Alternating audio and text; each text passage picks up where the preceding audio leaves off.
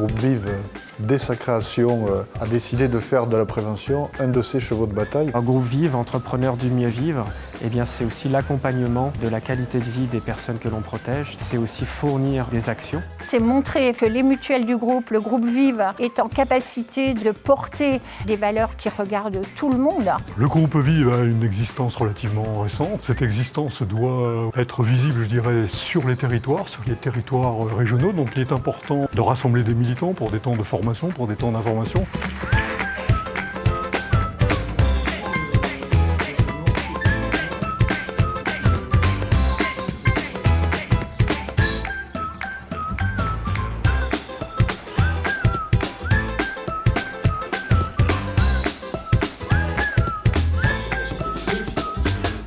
Les ambassadeurs du groupe Vive proposaient cette conférence donc sur l'Europe sociale, utopie ou réalité. C'est un titre assez ambitieux et pour nous ça a du sens dans la mesure où on porte les valeurs de la mutualité au niveau de l'Europe.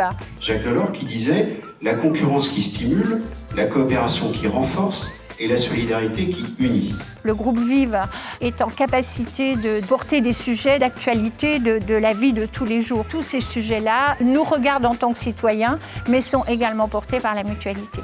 Merci en tout cas. Moi, j'ai l'impression d'avoir appris des choses. C'était très bien organisé, très intéressant. Il y a du débat et c'est ce que Vive a essayé de faire, je crois, du débat. Donc je suis satisfaite de ma soirée.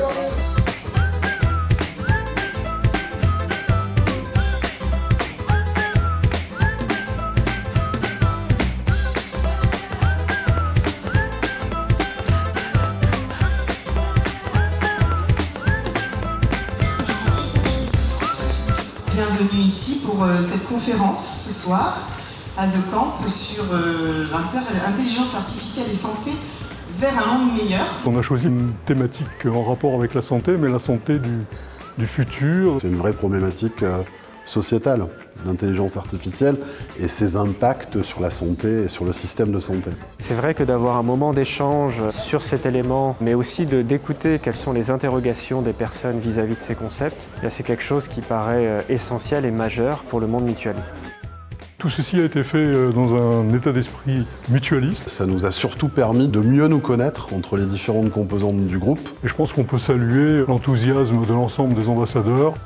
Ce que j'ai particulièrement aimé, c'était la diversité des intervenants. Avec aussi des personnes dans l'auditoire qui étaient actifs, intéressés et qui posaient des questions pertinentes. Donc de l'échange et ça c'était cool aussi.